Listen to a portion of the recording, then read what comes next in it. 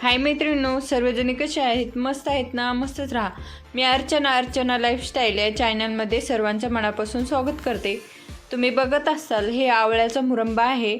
आवळ्याचा मुरंबा आपण यासाठी घालतो की आवळे हे वर्षभर उपलब्ध होत नाहीत आणि आवळ्याचे गुण खूप आहेत.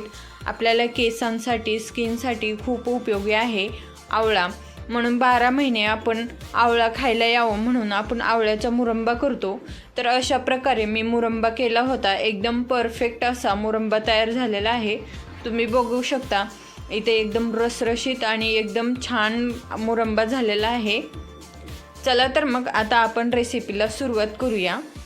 इथे मी स्वच्छ धुवून अर्धा किलो आवळे घेतलेले आहेत. एकदम छान असे निब्बर असे आवळे आणलेले आहेत. एकदम असे डाग वगैरे बघून आणायचे. हे नॉर्मल डाग आहेत, म्हणजे आपटलेले डाग वगैरे नसू नये त्याच्यावर. झाडाचे ऑलरेडी नॅचरल डाग ठीक आहेत. आता इथे मी स्टीमर ठेवला आहे. स्टीमरवर सगळे अर्धा किलो आवळे ठेवून देते आणि मस्तपैकी उकडून घेते ते आवळे. आवळे आपल्याला 12ही महिने खाता यावं म्हणून आपण आवळ्याचा मुरंबा करून ठेवतो, आवळा कँडी करून ठेवतो किंवा आवळा सुपारी पण करून ठेवतो. अशा प्रकारे आपल्याला वर्षभर आवळ्याचे गुण भेटले जातात. त्यामुळे आपण आवळा असा स्टोअर करून ठेवतो. आता इथे मी बघते की आवळे आपले थोडेसे शिजलेत का, तर थोडेसे आवळे शिजलेले नाही आहेत. थोडंसं सुरी पटकन जात नाही आहे. तर आता थोडं 5 मिनटासाठी परत झाकून ठेवते आणि उकडून घेते. आवळा सुपारी पण खूप छान लागते. आवळ्यामुळे आपल्याला सी विटॅमिन भरपूर भेटतं. आता इथं आपले आवळे मस्तपैकी उकडले गेले आहेत. आता ते थोडेसे थंड होऊ दिले आणि तुम्ही बघू शकता किती इझिली त्याच्या पाकळ्या होत आहेत. अशा मी सर्व पाकळ्या करून घेणार आहे आवळ्याच्या आणि त्याचा आपण मुरंबा करून घेऊया. तुम्हाला इथे मी एक आवळा सोलून दाखवला, म्हणजेच त्याच्या पाकळ्या मोकळ्या करून दाखवल्या. आता मी सर्व पाकळ्या करून घेतलेल्या आहेत. गॅसवर कढई ठेवली आहे आणि यामध्ये अर्धा किलो जो आवळा घेतलेला आहे तो सर्व टाकून घेऊया. अर्धा किलो आवळ्यासाठी मी इथे अर्धा किलो गूळ खिसून घेतलेला आहे. आपल्या गावाकडचा जो काळा गूळ असतो तो मी इथे वापरलेला आहे. तुम्ही बघू शकता इथे आवळ्याच्या सर्व पाकळ्या झालेल्या आहेत. त्या मी कढईत टाकून घेते आणि त्यावर मी गूळ टाकून घेते. गूळ आपला छानपैकी शिजवून घ्यायचा आहे आवळ्याच्या फोडीसोबत. तुम्हाला मी पुढे दाखवणारच आहे की आवळ्याच्या फोडीसोबत गूळ कुटूवर शिजवायचा, म्हणजे तो आवळ्याचा मुरंबा जो आहे ना आपला वर्षभर टिकेल. तशा प्रकारे जर तुम्ही आवळ्याचा मुरंबा केलात तर.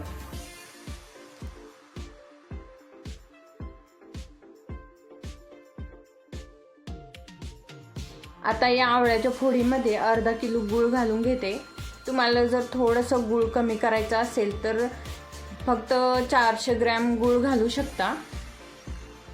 पण इथे परफेक्ट प्रमाण 500 ग्रॅम आवळे असतील तर 500 ग्रॅम गूळ घालायचा. तसं जर परफेक्ट प्रमाण असलं तर अजिबात आवळ्याचा मुरंबा हा खराब होणार नाही. तुमचा वर्षभर टिकणार तुमचा आवळ्याचा मुरंबा. आता तुम्ही बघू शकता हळूहळू याला पाणी सुटेल. हे तुम्हाला मिश्रण जरी कोरडं वाटत असेल तर थोड्या वेळाने याला पाणी सुटणार आहे.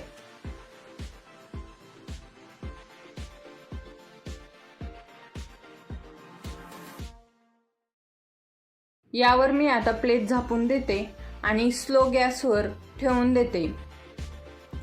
स्लो गॅसवर हळूहळू शिजू द्यायचं, म्हणजे छानपैकी गूळ व्यवस्थित त्याच्यात मुरून जातो. आता तुम्ही बघू शकता गुळाचं किती पाणी झालेलं आहे आणि पाक पण होत आलेला आहे.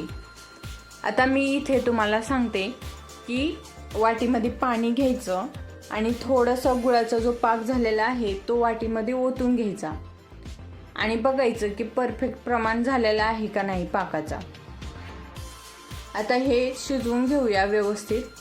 मला थोडंसं पाक होत आलेलं वाटत आहे, तरी पण आणखीन थोडा वेळ मी शिजू देते.